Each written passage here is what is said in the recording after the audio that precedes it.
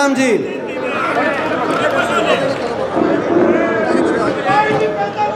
हमारे बीच में हमारे हरियाणा के कांग्रेस पार्टी के एक मजबूत स्तंभ, आपके आशीर्वाद से देश की सबसे बड़ी पंचायत में यहाँ से सांसद जिनका जीवन एक संघर्ष और एक तपस्या इस इलाके के लिए, हरियाणा प्रदेश के लिए रही है, हमारे आदरणीय पूर्व केंद्रीय मंत्री जयप्रकाश जी, हमारे सोनीपत से सांसद जिनको बड़े बहुमत से सोनीपत के लोगों ने इस बार लोकसभा में हमारे साथ भेजने का कार्य किया है, हमारे आदरणीय सतपाल ब्रह्मचारी जी, हमारे आज के कार्यक्रम के हमारे मेज़बान मेरे नौजवान भाई जो कह रहे थे कि पिछले कुछ वर्षों में मेरे बारे में कह रहे थे कि एमपी साहब ने दिन रात नहीं देखा और बड़ी मेहनत करी हरियाणा में बदलाव लाने के लिए, मगर मैं कह सकता हूँ उस मेहनत में 2019 की फरवरी याद होगी आपको, याद है कि नहीं याद है? 2019 की फरवरी रैली हुई थी पेटवाड़ में 2019 की फरवरी में। कौन कौन था, एक बार हाथ खड़ा करके बताना कौन कौन था भाई? मैं पाचे पानी के कहने लग गया था। उस दिन से जो हरियाणा में लड़ाई लड़ी इस बेईमान सरकार के खिलाफ, उस लड़ाई में जिन्होंने कंधे से कंधा मिलाकर मेरा साथ दिया, और मैं आपका धन्यवाद करता हूं। आपने उनका साथ दिया, उनको आशीर्वाद दिया, और 52 साल का रिकॉर्ड नारनौंद हलके का, 52 साल का रिकॉर्ड, 52 साल के बाद कांग्रेस पार्टी का परचम नारनौंद में लहराया, और वो परचम, वो झंडा किसी नौजवान के हाथ में था, तो जस्सी पेटवाड़ उस नौजवान का नाम था। इतिहास इस बात को याद रखेगा, आपके आशीर्वाद को याद रखेगा। और भाई दूसरी बात ये भी मैं कहूँगा, आपका धन्यवाद तो मैं कहूँगा ही कि आपने आशीर्वाद दिया। मैं भी आपके बीच में आया था, मैंने भी आपसे आग्रह किया था, आपने उस बात का पे गौर करी, आपने आशीर्वाद दिया। लेकिन आपको मैं बधाई भी दूंगा कि ऐसे नौजवान को आपने भेजा है। आपने हमारे पे विश्वास करके, जस्सी भाई पे, हम पे विश्वास करके आपने एक फ़ैसला दिया, 52 साल का रिकॉर्ड तोड़ा। लेकिन बधाई इस बात की कि आपने देखा होगा कि पिछले 1.5 वर्ष में हरियाणा बड़ा प्रदेश है, 3.5 करोड़ की आबादी का प्रदेश, 90 विधायक, हरियाणा की सबसे बड़ी पंचायत, विधानसभा में बहुत लोग विधायक बन जाते हैं, अब उनका कार्यकाल पूरा हो जाता है, लेकिन दूसरे हलके में तक भी लोगों की में जान पहचान नहीं बना पाते, अपनी नाम नहीं बढ़ा पाते हलके का। लेकिन इन 1.5 साल की अवधि में आपने देखा होगा भाई जस्सी ने आपके सम्मान को, आपके नाम को और अपनी साख को पूरे प्रदेश में बनाने का काम किया है। मैं इस बात के लिए आपको बधाई देता हूँ। हमारे भाई जस्सी जी हमारे बहुत ही आदरणीय विधायक उकलाना से पिछले कई वर्षों का उन्होंने ही अपना रिकॉर्ड दोबारा कायम किया उकलाना में। हमारे आदरणीय भाई नरेश सेलवाल जी, हमारे भाई बलराम दांगी जी जो साथ लगते महम विधानसभा क्षेत्र से हैं, और हमारे वरिष्ठ साथी विधायक भाई बालू जी, इंदुराज नरवाल जी, हमारे विधायक भाई देवेंद्र हंस जी जो गुला चीका पंजाब के एक छोर से, हरियाणा का आखिरी हलका, उसके बाद पंजाब शुरू हो जाता है गुला चीका के उस हलके से, बड़े बहुमत के साथ लोगों ने जिनको विधानसभा में भेजा। और मैं कहना चाहता हूँ, मैं देख रहा था कि देवेंद्र भाई आपका कितने बहुमत से जीते थे देवेंद्र? 23,000 वोटों से लोगों ने जिताने का काम किया था देवेंद्र को। आपने देखा होगा पिछले हफ्ते खबर में कि वहां पर भ्रष्टाचार चल रहा था गुलाचिका में, और भ्रष्टाचार में सरकार के कई अधिकारी के नाम आ रहे थे। उनके खिलाफ ज्ञापन देने जब ये पहुंचे और 2 घंटे तक बैठे रहे, लेकिन वहां के एसडीएम ने ज्ञापन देने के लिए बाहर नहीं आए, एसडीएम दफ्तर में बैठे थे। तो उसके बाद जब एसडीएम बाहर आए तो इन्होंने एसडीएम को कहा कि आप झुंझुना पकड़ लो अगर आप हमारी बात भी नहीं सुन सकते। लेकिन उस बात पर इन्हीं पे मुकदमा दर्ज कर दिया सरकार ने। मैं कहना चाहता हूं इस सरकार को, भ्रष्टाचार की लड़ाई लड़ रहे थे हमारे देवेंद्र भाई, जायज़ ज्ञापन देने गए थे। संविधान में जिस तरीके से अधिकारों को अपना जगह मिली है जनसेवा के लिए, उसी तरीके से संविधान में जनप्रतिनिधियों का भी अपना स्थान है। ये 23,000 से जीते हुए जनप्रतिनिधि विधायक हैं, इनकी आवाज़ को कुचलने का काम आप नहीं कर सकते।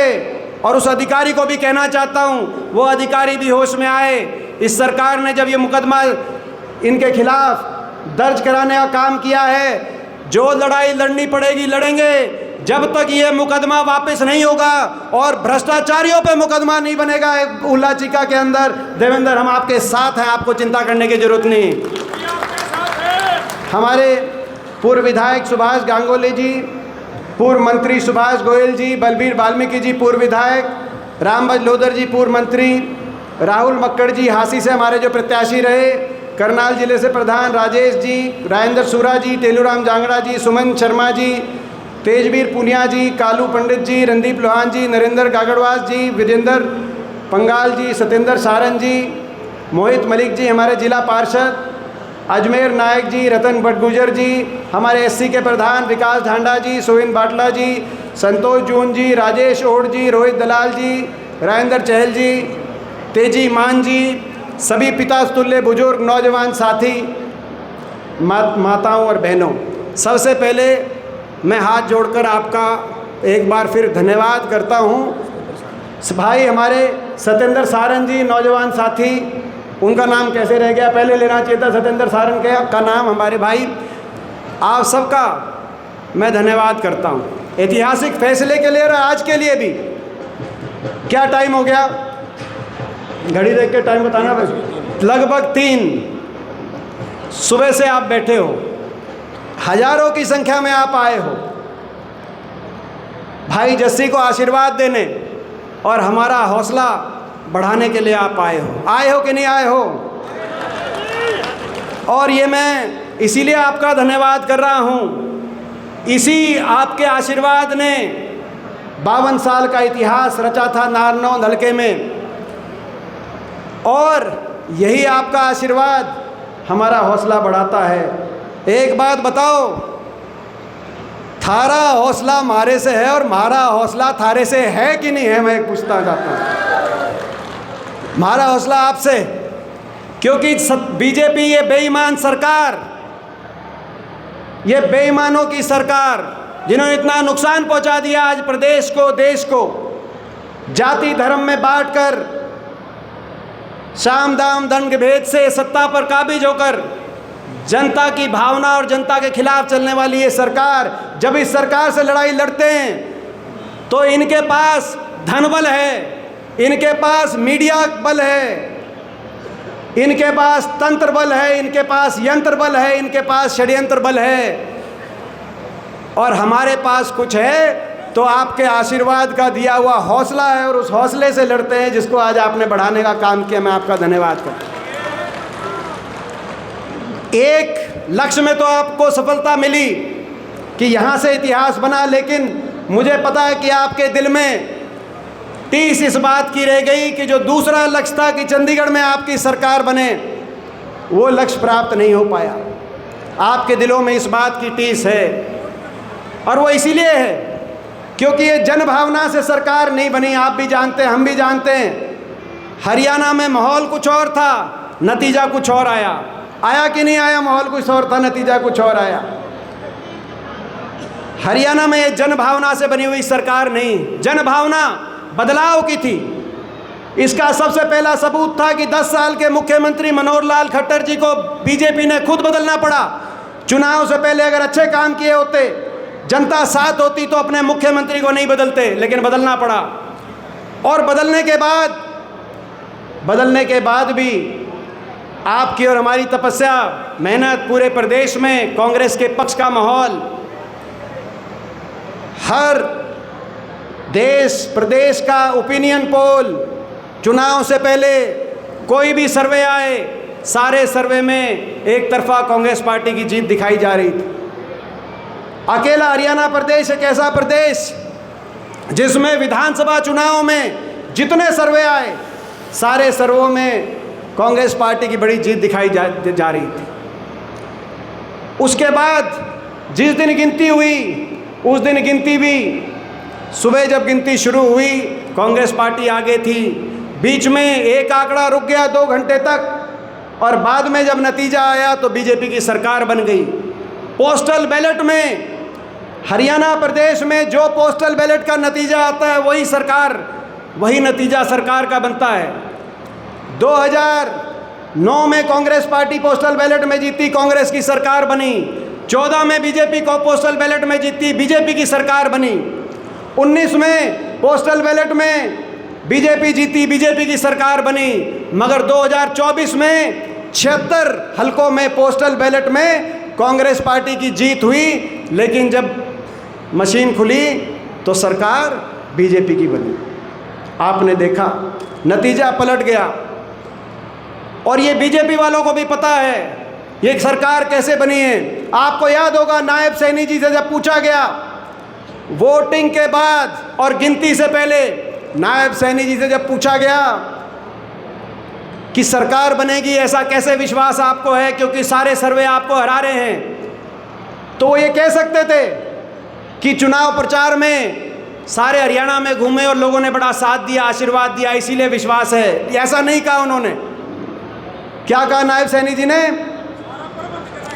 कहा सारा प्रबंध कर रखा है, बोला सारे इंतजाम हो गए हैं, इसीलिए कल जब नतीजा आएगा आप देखना हमारी सरकार बनेगी। ये प्रबंधों से बनाई हुई सरकार है, मैनेजमेंट से बनाई हुई सरकार है, जन भावना से बनाई हुई सरकार नहीं है। जन भावना तो दिखाई देती, जन भावना दिखती है, मगर मैनेजमेंट से बनाई हुई सरकार है। साम दाम दंड भेद, काला धन, भ्रष्टाचार से भाजपा ने जो काला धन अर्जित किया पूरे देश में, उस काले धन के दुरुपयोग से बनाई हुई सरकार है। धर्म जाति के नाम पर समाज को तोड़कर भाई को भाई से उलझाकर बनाई हुई ये सरकार है। ये अच्छे काम करके सरकार नहीं बनाई हुई, ये बेईमानी से, राजनीतिक बेईमानी से, मैनेजमेंट से बनाई हुई सरकार है। और क्योंकि ये जनभावना से बनाई हुई सरकार नहीं है, इसीलिए जनभावनाओं के अनुसार नहीं चल रही।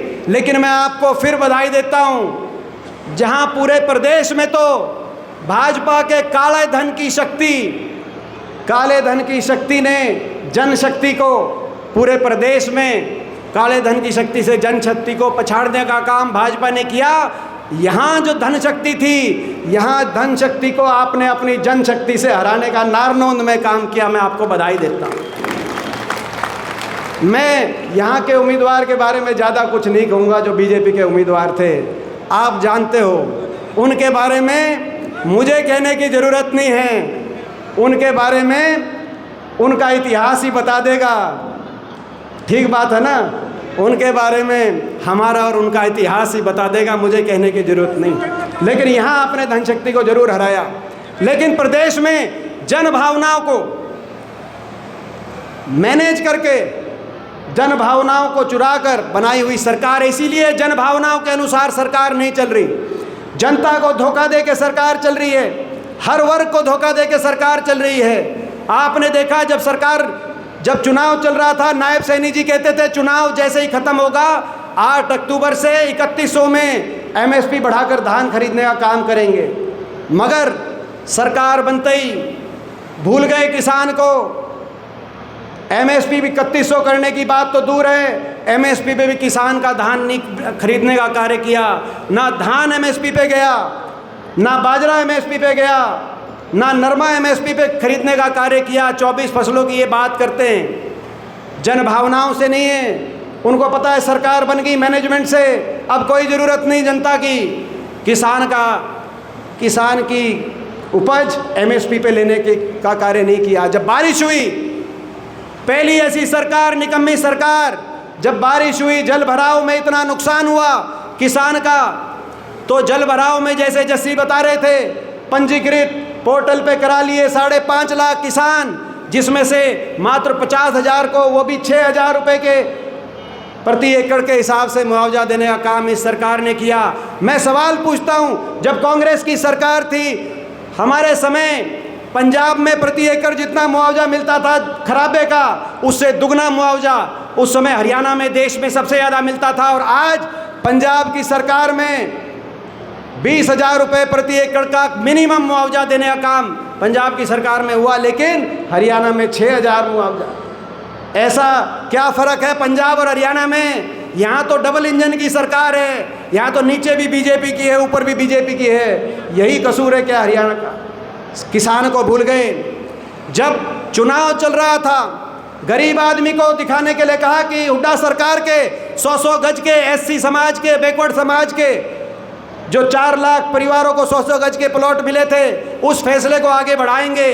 नायब सैनी जी ने सोनीपत में रैली करी और गरीब समाज को कहा कि 100-100 गज के प्लॉट आपको दिलवाने की योजना दोबारा शुरू करेंगे।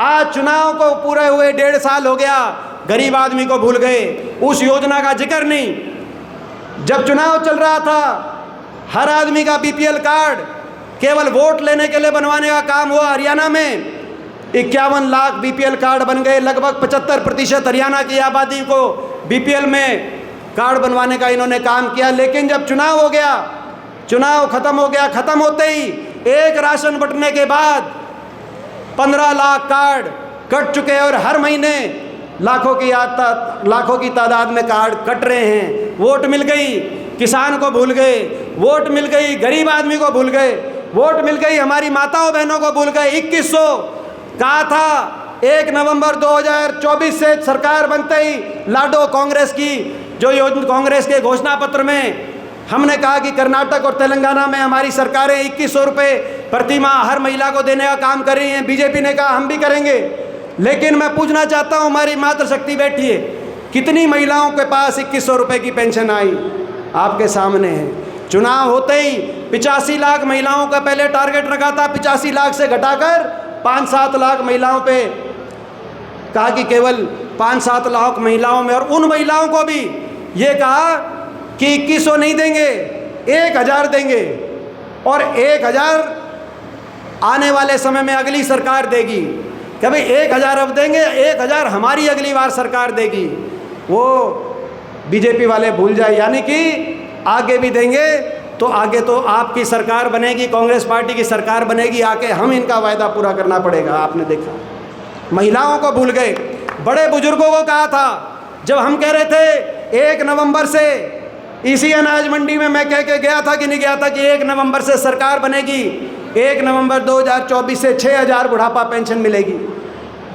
बीजेपी ने भी कह दिया इलेक्शन में कि ये कह रहे हैं हम भी करेंगे, 6000 बुढ़ापा पेंशन देंगे, लेकिन तारीख नहीं बताएंगे। आपने देखा क्या हुआ, 3200 भी, और वो भी काटने लग रहे थे। बुढ़ापा पेंशन हर गांव में, हर घर में बुढ़ापा पेंशन काटने लग रहे थे, तो हम सड़कों पे निकले। सोनीपत में मैं धन्यवाद करता हूँ, सांसद जी बैठे हैं, सतपाल ब्रह्मचारी जी हमारे विधायक, बालू जी।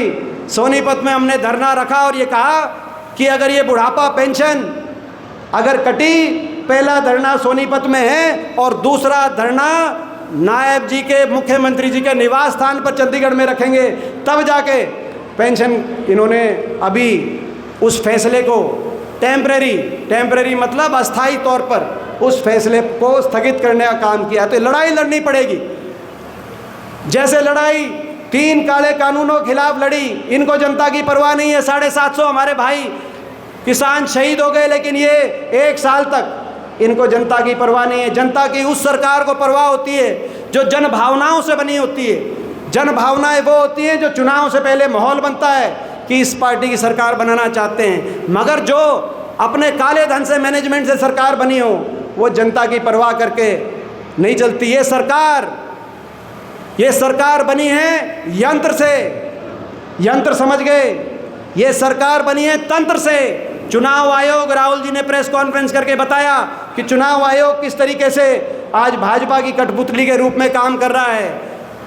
तंत्र का मतलब चुनाव आयोग से लेकर और ईडी, सीबीआई, सारी एजेंसियां 4-4 हमारे विधायकों को, राव दान सिंह, सुरेंद्र पवार, धन सिंह छोकर, 4-4 विधायकों पर चुनाव के समय मुकदमे कि किसी तरीके से रोकने का कार्य करो। और ये सरकार बनी है, सबसे ज़रूरी समझना, षड्यंत्र से। और षड्यंत्र कैसा?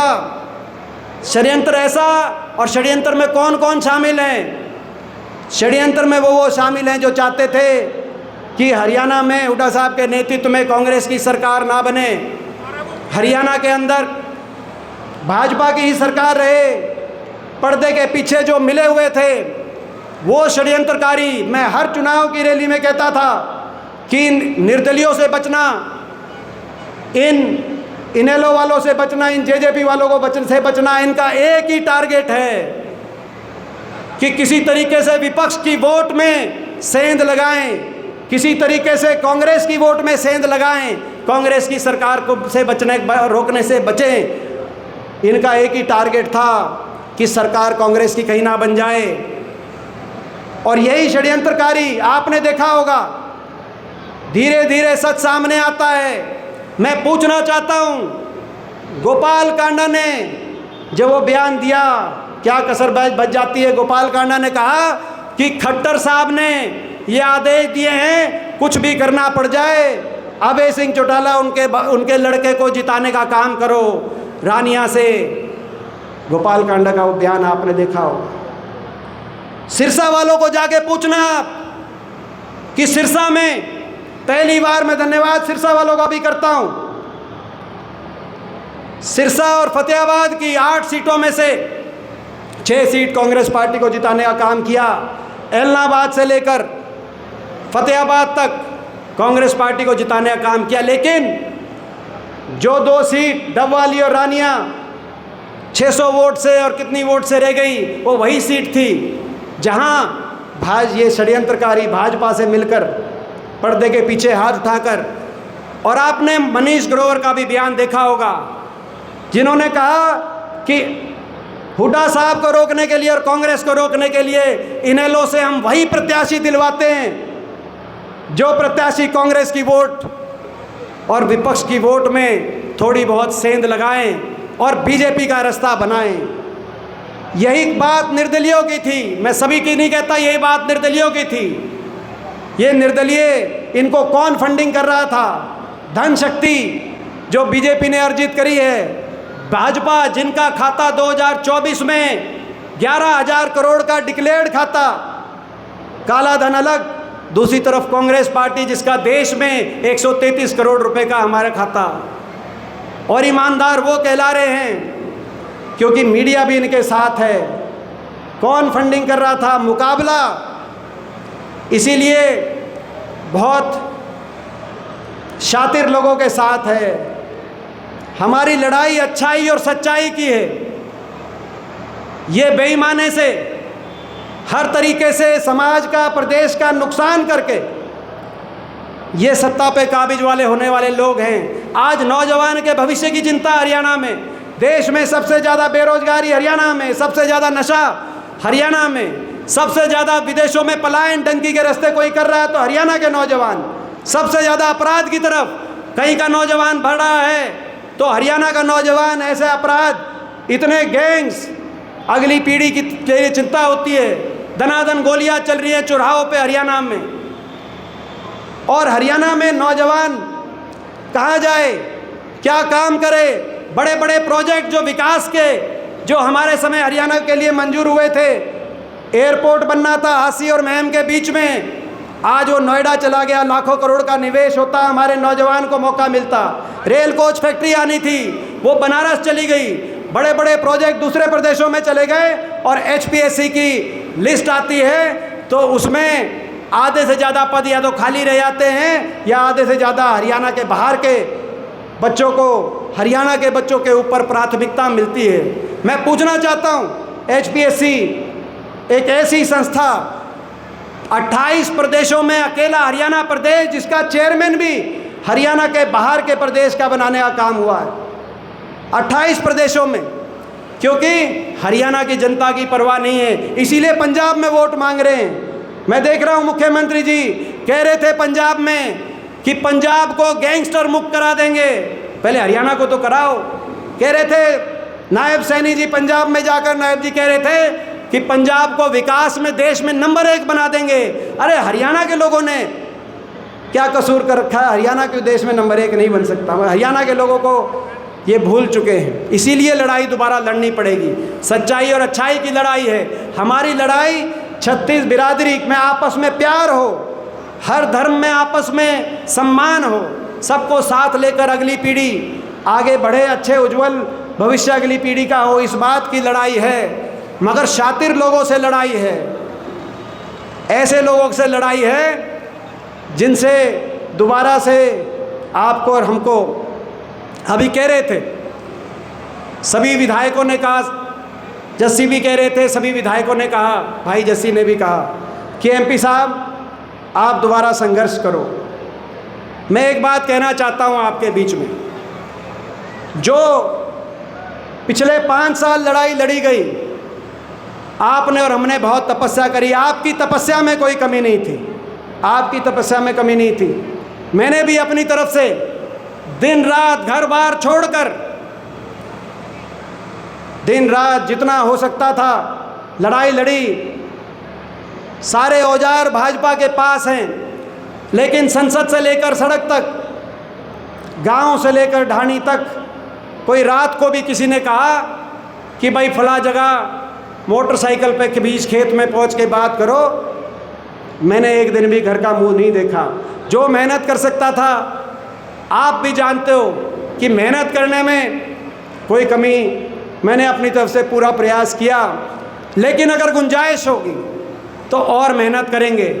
अगर रणनीति में सुधार की ज़रूरत होगी, क्योंकि ये भाजपा ये शातिर पार्टी है, इनके पास बहुत कुछ है, और हर परिणाम से जीवन में हर व्यक्ति हर परिणाम से सीखता है।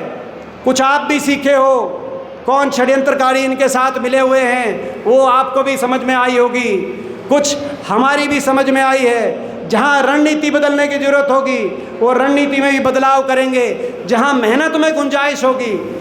आपने मेरी जिम्मेदारी आज लगाई, आप सारे कह रहे हो, मगर मैं आपसे पहले पूछना चाहता हूँ, बताओ 3 साल रह गए, 3 साल रह गए, 3 साल के बाद लोकसभा चुनाव है। आज 2026 की फरवरी में, आज से 3 साल बाद जब 2029 की फरवरी आएगी, तो 2029 की फरवरी में लोकसभा और विधानसभा का बिगुल बज रहा होगा। आप बताओ इनसे, क्योंकि इस सच्चाई और अच्छाई के लिए, हरियाणा की भलाई के लिए, नौजवान पीढ़ी के भविष्य के लिए, आप बताओ, आप इनसे लड़ाई लड़ने के लिए फिर तैयार हो? आप बताओ, एक बार हाथ उठा करके बताओ कि दौलत, बताओ भाई, तो तैयार हो? एक बार फिर बताओ, तैयार हो कि नहीं तैयार हो? मैं ये आपको विश्वास दिलाता हूँ, आपका बालक हूँ, आपका बालक हूँ, ना किसी से डरता, ना किसी के आगे झुकता। इस ईमानदारी की लड़ाई में अगर आप तैयार हो तो भाई मैं अपना जी जान लगा के मैं भी तैयार हूँ। मैं आपके बीच में कहना है तो भाई ये आज मैं फिर आपको बधाई देता हूँ। जस्सी ने कल फ़ोन करके एक बात कही मुझे, रात को इनका टेलीफोन आया, 11-12 बजे के बात होगी, एमपी साहब इतने बजे पहुँच जाना, हम भी पहुँच जाएंगे। फिर इनने एक बात कही है जस्सी ने, जस्सी भूल गया होगा या याद होगी, मगर इसने बात कही, इसने कहा एमपी साहब आप जब आ जाओगे नारनौंद में तो आ तो जाओगे, लेकिन आपका जान का जी नहीं करेगा। और यह बनी भाई, इतनी आपका जो आज आपने जो हौसला बढ़ाया, आपने जो आशीर्वाद दिया, भाई आ तो गए, इब जान का जी नहीं करता, लेकिन लड़ेंगे समझदारी से इन शैतानों का, ऐसी ताकतों का, इन बेईमान ताकतों का जिन्होंने इतना नुकसान कर दिया आपका, हमारा, इस प्रदेश का, देश का। और मैं आखिर में आखिरी बात मैं धन्यवाद करना चाहता हूँ राहुल गांधी जी का भी। आपने देखा होगा अमेरिका की डील, जो जयप्रकाश जी ने सारी बात बोल दी, इसलिए मैंने नहीं बोली। किसान की बात आई, अमेरिका की डील की बात आई, एप्स्टीन मामले की बात आई, तो अड़ के खड़े हो गए लोकसभा में। तो भाई लोकसभा से लेकर, सदन से लेकर और सड़क तक ये लड़ाई लड़ेंगे। इन्हीं शब्दों के साथ आप सबका धन्यवाद। बहुत बहुत धन्यवाद। जय हिंद, जय राम जी की, जय नारनौंद की और जय मेरे भाई जस्सी की।